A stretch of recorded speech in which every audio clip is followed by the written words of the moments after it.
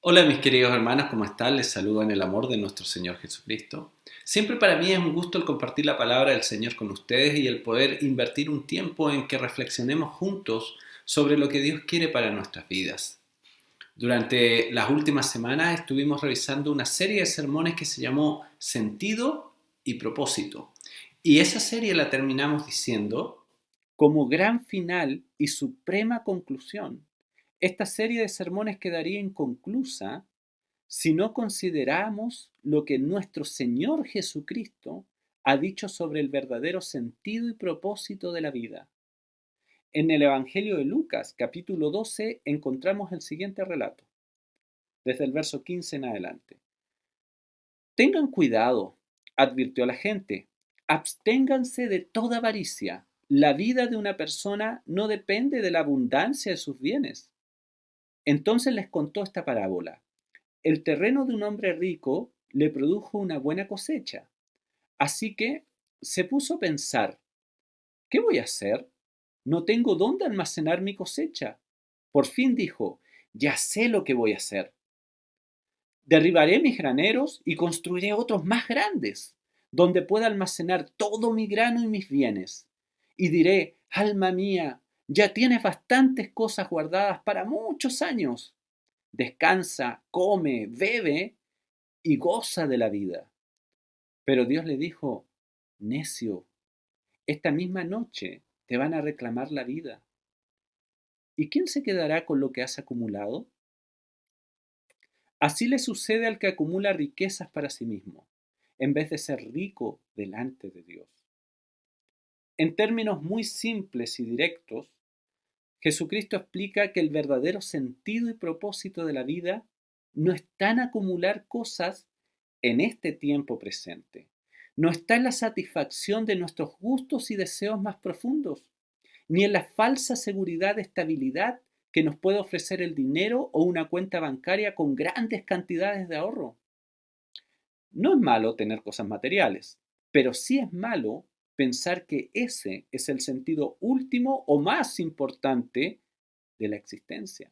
Por favor, fijémonos que después de relatar la historia sobre el hombre necio que busca su seguridad y felicidad en los bienes que pudiera acumular, Jesús nos deja una frase que puede resumir el último y más excelente sentido y propósito para la vida de todo ser humano. En el verso 21 leemos, así le sucede al que acumula riquezas para sí mismo, en vez de ser rico delante de Dios. Todo aquel que acumula riquezas para sí mismo, todo aquel que piensa que la vida se trata de sí mismo y de la satisfacción de sus propios parámetros de felicidad, llegará el día en que su vida acabe. Y todo lo que haya luchado de este lado del sol, todo por lo que haya luchado de este lado del sol, perderá sentido y propósito. Así también, junto a tan triste declaración, nos entrega la respuesta a la pregunta de la existencia misma. ¿En qué consiste la vida? ¿Cuál es el verdadero sentido y propósito de la vida? En palabras de Jesús, ser rico delante de Dios. Me parece que esta conclusión es una forma más concisa de decir lo que Salomón había dicho ya. El fin de todo el discurso oído es este: teme a Dios y guarda sus mandamientos, porque esto es el todo del hombre. Bueno, es lógico pensar que si Salomón fue el ser humano más sabio que existió antes de Jesucristo, por la sabiduría que Dios le entregó, ¿no es cierto? Eso lo relata la Biblia. Entonces debía llegar a una conclusión similar a la de Jesús, fue y será el ser humano más sabio que ha existido. La única manera de no desperdiciar la vida, de invertir el corto tiempo que nos significa este paso por la existencia terrestre de este lado del sol, es entendiendo cuál es el sentido y propósito de la existencia humana. ¿Para qué estamos aquí, en última instancia? Para ello ya tenemos una declaración concreta que resume la sabiduría de los dos seres humanos más sabios que han existido en la historia de la humanidad, Jesús y Salomón. Las palabras son simples. El verdadero sentido y propósito de la vida consiste en ser rico delante de Dios. Claro, nos queda la pregunta, ¿cómo se llega a ser rico delante de Dios? Pero esto será el tema de la siguiente serie de sermones que comenzaremos desde la próxima semana. Así que por ahora solamente vamos a decir, continuará. Hoy me gustaría que pudiéramos revisar juntos el texto del Evangelio de Lucas, capítulo 12, en los versos 13 al 21, para así poder comprender mejor el significado de ser rico delante de Dios. Para esto veremos tres implicancias que este pasaje nos deja ver. ¿Están listos? Comencemos. La primera implicancia es que lo inmediato nos impide ver lo importante. Por favor, fijémonos que la narración comienza en el verso 13 y 14 diciendo: uno de entre la multitud le pidió: Maestro, dile a mi hermano que comparta la herencia conmigo. Hombre, replicó Jesús, ¿quién me nombró a mí juez o árbitro entre ustedes? En los versículos previos del 1 al 12 de este capítulo, Jesús está dirigiéndose a la multitud que se reunió para escucharle. Su discurso tenía que ver con diferentes temas relacionados con el cuidado que Dios tiene sobre aquellos que somos fieles al Señor. De pronto, alguien entre la multitud lo interrumpe y le grita: Maestro, dile a mi hermano que comparta la herencia conmigo. ¿Por qué surge esta petición? ¿Cuál era el punto del hombre? El tema de Cristo no tenía nada que ver con esto, pero algo motivó a esta persona para realizar una solicitud de ayuda en un conflicto personal que involucraba una herencia. No tenemos detalles sobre este litigio. No sabemos por qué el hermano no quería compartir la herencia. Ni tampoco sabemos nada más sobre este asunto. Sin duda, seguro que la respuesta de Jesús frustró mucho a este hombre. El maestro no tuvo interés en involucrarse en una disputa entre hermanos que en último término nada tenía que ver con la misión de Jesús al venir al mundo. Ahí, claro, nos surge una pregunta. ¿A qué vino Jesús? A cumplir nuestras expectativas, a sumarse a nuestras ambiciones, a ser parte de los conflictos que surgen a causa del pecado. Tenemos que tener claro y tengamos presente que todo conflicto, en última instancia, se produce por el pecado que mora en nosotros y eso termina resultando en un distanciamiento con nuestro prójimo.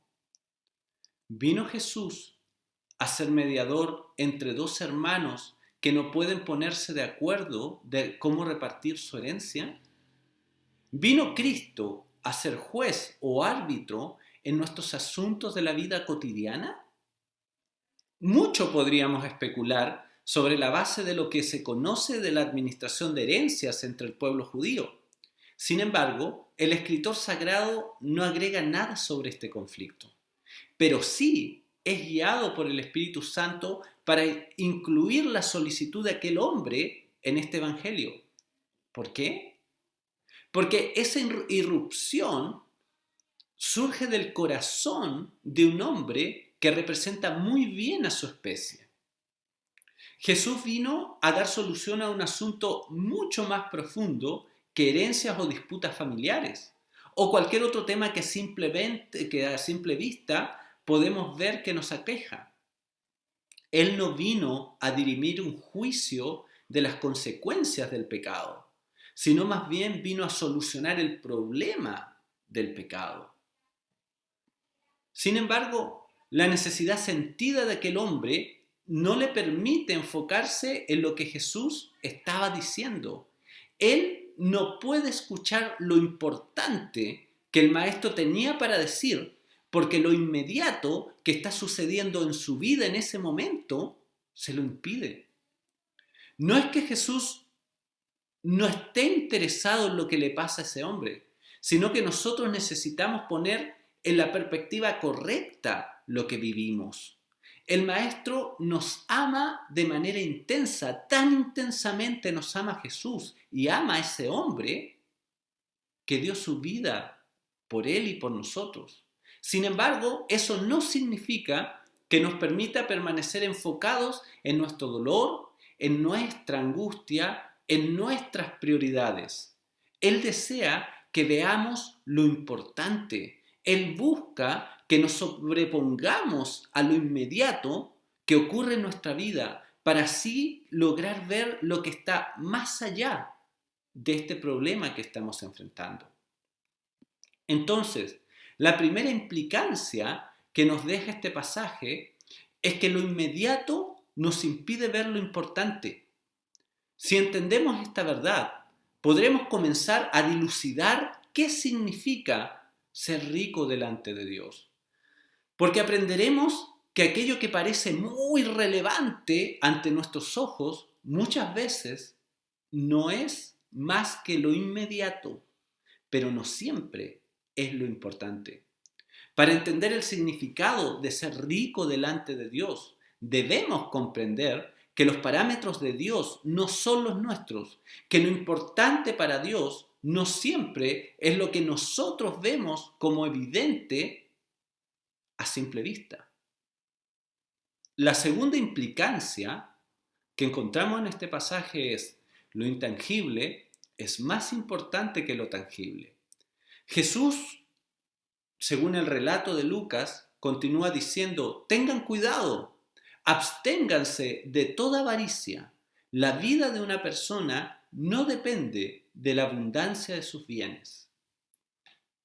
Aunque el maestro no se involucra en la disputa por la herencia entre aquellos hermanos, sí toma la situación que se le planteó como una oportunidad para hacer una advertencia. Tengan cuidado. ¿Por qué Jesús tiene que advertir esto? ¿Por qué es necesario que el maestro llame la atención sobre este asunto? Podríamos pensar, ese era un problema del corazón de ese hombre y no tiene nada que ver conmigo o con nosotros. Sin embargo, queda claro que la experiencia puede ocurrirle a cualquiera. Y queda claro porque Jesús toma esa experiencia y nos dice a nosotros: tengan cuidado. El corazón del ser humano tiene la inclinación a enfocarse en lo inmediato y olvidar lo importante. Jesús lo sabe. Él conoce la condición real en que el ser humano quedó después de la caída en Edén. Por eso, ese día, hace 2000 años ya, consideró necesario decir: tengan cuidado. Si Jesús lo dice, no debiéramos pasar tan rápido por este asunto, sino más bien tenemos que tomarnos algo de tiempo para reflexionar en ello. Debemos abrir nuestros ojos para no cometer el mismo error que ese hombre cometió. Dejar que lo inmediato no nos permita enfocarnos en lo importante, que nuestro problema nos impida escuchar lo que el maestro está enseñando. Ahora, en este versículo 15 podemos ver que Jesús hace un diagnóstico terrible. Tal vez es muy lapidario decir esto, pero a mí me parece que Jesús está diciendo que quienes no logran ver lo importante por estar enfocados en lo inmediato, tienen un problema de avaricia y falta de comprensión sobre lo que es realmente importante en la vida. Si se fijan bien, parece ser que Jesús dice que la avaricia es entender la abundancia de bienes como el sentido de la vida. Aquí resulta evidente que las palabras claves de este versículo son avaricia, depende, abundancia y bienes. Y el vocablo griego que en este pasaje se usa para traducir avaricia es pleonexia, cuyo significado es deseo de tener más, pero siempre en mal sentido. Existe una instancia, existe un significado de querer tener más, que puede ser en un buen sentido, pero cuando se usa pleonexia, se está indicando que se desea tener más, pero en un mal sentido. El diccionario de la Real Academia de la Lengua Española, la RAE, define avaricia como un afán desmedido de poseer y adquirir riquezas para atesorarlas. Entonces, parece que Jesús ve en la petición de este sujeto, por lo menos, el peligro de que la motivación no fuera justicia para su situación, que el hermano estaba actuando injustamente y no quería compartir la herencia y él estaba buscando justicia para su situación, sino el deseo de tener más de lo que le correspondía, de acumular bienes, poniendo así énfasis en lo tangible por sobre lo intangible, prefiriendo lo material, que sería la herencia, por sobre la relación con su hermano, que sería lo intangible. Es por eso que la advertencia es abstenerse de toda avaricia. En otras palabras, renunciar a ese deseo de tener más y acumular más de lo que en verdad es necesario. En esa misma línea, el vocablo que Reina Valera traduce como depende, en realidad es la elección de los traductores de aquella versión de Reina Valera, dado que el texto griego, la construcción gramatical que tiene, es algo así como: no en el abundarle a alguien los bienes está la vida, dando la idea de que la vida no tiene su sentido o esencia en tener muchas cosas. El término griego que nuestra versión española traduce como bienes es uparkonta y tiene la misma acepción que la RAE le asigna al vocablo español como patrimonio. Entonces, lo que podemos deducir de esto es que la advertencia de Jesús sobre abstenerse de todo afán desmedido de poseer y adquirir riquezas para atesorarlas se debe al hecho de que el patrimonio tangible, material, que podamos tener realmente no es importante. Esto porque la esencia de la vida no está en cuán grande es tu patrimonio, en cuántos son tus activos, en cuánto dinero tienes o qué auto manejas. Dado que, como alguien dijera, lo que de verdad es importante en la vida no se puede comprar con dinero. Aquel hombre estaba preocupado de que sus bienes, su patrimonio aumentara, aunque eso pareciera le estaba provocando un conflicto con su hermano. Puso lo tangible, la herencia, su capital, su patrimonio, por sobre lo intangible, que en este pasaje sería la relación con su hermano.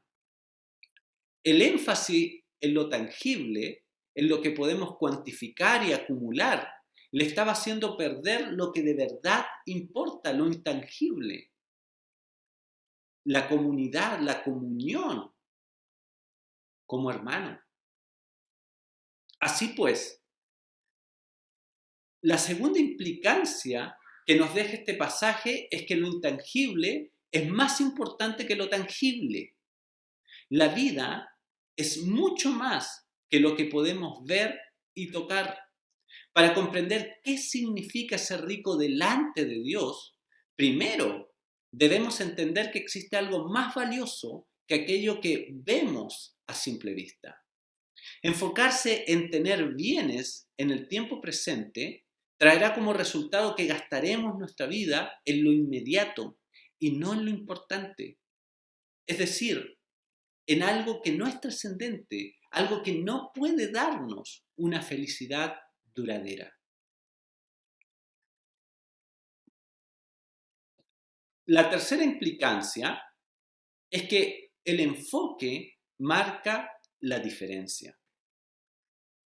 El texto del Evangelio continúa diciendo: entonces les contó esta parábola. El terreno de un hombre rico le produjo una buena cosecha, así que se puso a pensar: ¿qué voy a hacer? No tengo dónde almacenar mi cosecha. Por fin dijo: ya sé lo que voy a hacer. Derribaré mis graneros y construiré otros más grandes, donde pueda almacenar todo mi grano y mis bienes. Y diré: alma mía, ya tienes bastantes cosas guardadas para muchos años. Descansa, come, bebe y goza de la vida. Pero Dios le dijo: necio, esta misma noche te van a reclamar la vida ¿Y quién se quedará con lo que has acumulado? Así le sucede al que acumula riquezas para sí mismo, en vez de ser rico delante de Dios. Aquí vemos una práctica que es común en la pedagogía del maestro. Utiliza una parábola para ejemplificar una verdad eterna. De lo dicho por Jesús, no debemos obtener conclusiones apresuradas, no tenemos que apurarnos en concluir ciertas cosas. Lo primero que tenemos que hacer es preguntar, ¿es mala la planificación? ¿Esa es la lección que nos está dejando? ¿El problema del hombre fue que estaba planificando para el futuro? ¿Es malo pensar en hacer un buen trabajo y producto de tu buen trabajo obtener una cosecha abundante? Para nada. Eso no es malo en sí mismo. La preocupación del hombre es válida. Necesitaba ocuparse de solucionar el asunto que ocasionaría un problema logístico al corto o mediano plazo. Es algo objetivo. Si las cosas seguían como estaban yendo, él tendría un gran problema. Por lo tanto, es mejor anticiparse al asunto. Lo que el hombre estaba pensando en términos muy naturales tiene lógica. Entonces, ¿cuál fue el problema? El verso 19 nos da luz sobre eso. El error del personaje de la historia que Jesús nos cuenta fue depositar su confianza en lo que tenía guardado. Alma mía, ya tienes bastantes cosas buenas guardadas para muchos años. La mención de alma mía habla de una reflexión interna y profunda que nos permite entender que existía una preocupación interior en aquel hombre que le parecía que por fin estaba satisfecha. Esto último se refuerza con las palabras que dice a continuación. Dice, descansa, come, bebe y goza de la vida. En palabras sencillas, ya tengo todo lo que necesito, puedo estar tranquilo.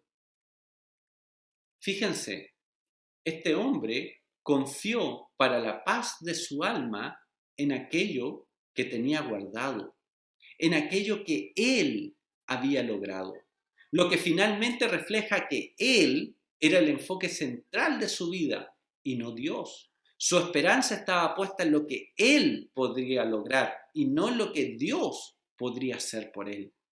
Descansa, come, bebe y goza de la vida.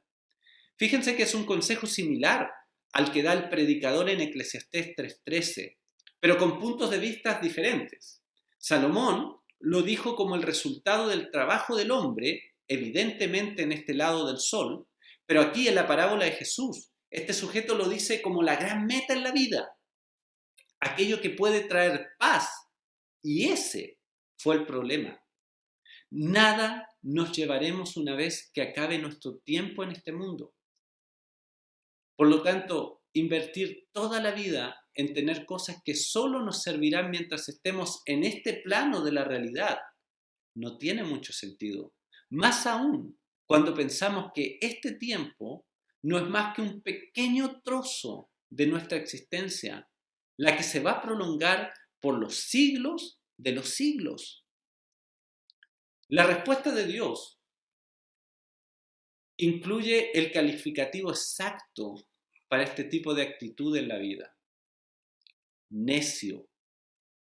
La traducción de la Biblia interconfesional, en vez de decir necio, usa estúpido, que en nuestro español coloquial de uso diario es fuerte, pero que en última instancia refleja de manera excelsa la condición de quien actúa de esta manera, enfocado en sí mismo en vez de Dios.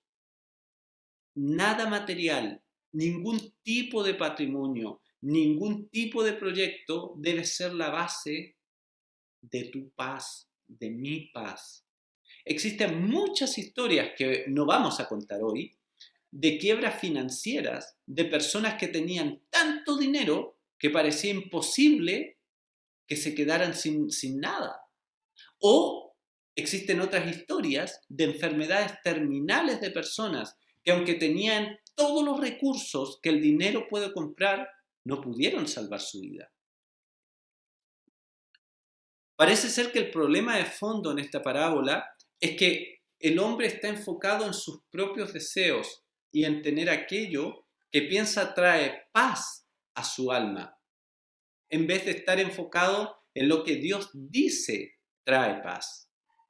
Aquel hombre cometió el mismo error que muchos de nosotros cometemos: vivir para tener, en vez de tener lo que necesitamos para vivir. Enfocarse en lograr aquello que pensamos traerá satisfacción y paz, en vez de estar enfocados en lo que Dios dice que nos traerá paz. Pero, ¿por qué una persona llega a este estilo de vida? Simple, porque vive centrado en satisfacer sus deseos y se ve a sí mismo como un fin. Cuando eso ocurre, nuestra atención está en mí, en lo que necesito, en lo que deseo, en lo que me gusta, en lo que espero, en vez de estar centrada en Dios.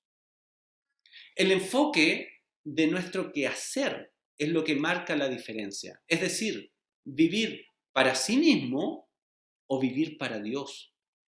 Luego, la tercera implicancia que nos deja este pasaje es que el enfoque marca la diferencia.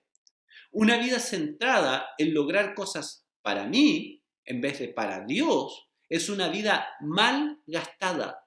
Simplemente porque solo aquello que hagamos para Dios o delante de Dios tiene una duración eterna, por cuanto Dios es eterno. Si no haces algo vinculado a Dios, eso se termina. Cuando haces algo para Dios, en Dios, con Dios, eso es eterno, porque Dios es eterno. Ser rico delante de Dios significa que hemos invertido en Dios. En otras palabras, que nuestro enfoque está en Dios. En resumen, en esta primera parte de la serie de sermones que hoy comenzamos, en el texto de Lucas 12, 13 al 21, encontramos tres implicancias que nos ayudan a entender qué significa ser rico delante de Dios. A saber, lo primero, lo inmediato nos impide ver lo importante. Si entendemos esta verdad, podremos comenzar a dilucidar qué significa ser rico delante de Dios, porque aprenderemos que aquello que parece muy relevante a nuestros ojos muchas veces no es más que lo inmediato, pero no siempre es lo importante. Para entender el significado de ser rico delante de Dios, debemos comprender que los parámetros de Dios no son los nuestros, que lo importante para Dios no siempre es lo que nosotros vemos como importante a simple vista. Segundo, lo intangible es más importante que lo tangible. La vida es mucho más de lo que podemos ver y tocar. Para comprender qué significa ser rico delante de Dios, primero debemos entender que existe algo más valioso que aquello que vemos a simple vista.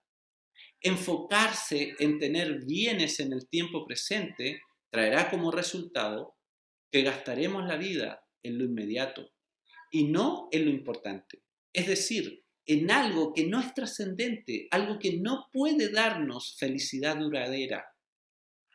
Lo tercero, el enfoque marca la diferencia. Una vida centrada en lograr cosas para mí en vez de para Dios es una vida mal gastada. Lo repito, una vida centrada en lograr cosas para mí en vez de para Dios es una vida mal gastada, simplemente porque solo aquello que hagamos para Dios o delante de Dios tiene una duración eterna, por cuanto Dios es eterno. Ser rico delante de Dios significa que hemos invertido en Dios. En otras palabras, que nuestro enfoque estuvo en Dios. Oremos. Padre, te damos muchas gracias por esta palabra que tú nos has dado. Te damos gracias por la capacidad que tú nos das, Señor, con tu Espíritu Santo, de poder, Señor, ser confrontados, Señor, y entender lo que tú nos quieres enseñar. En el nombre de Jesús te pido que nos ayudes a ser ricos delante de ti, a enfocar nuestras vidas en ti, Señor, y que así podamos no centrarnos en nosotros, sino que centrarnos en ti y no malgastar nuestras vidas. En el nombre de Jesús, Señor, yo te pido una bendición para cada persona, cada hermano, cada amigo que ha escuchado, Señor, este sermón y que tú puedas obrar en sus vidas para la gloria de tu nombre, la transformación de sus existencias, Señor, y que ellos pasen, Señor, a ser ricos delante de ti. En el nombre de Jesús. Amén. Dios los bendiga, hermanos. Nos vemos la próxima semana.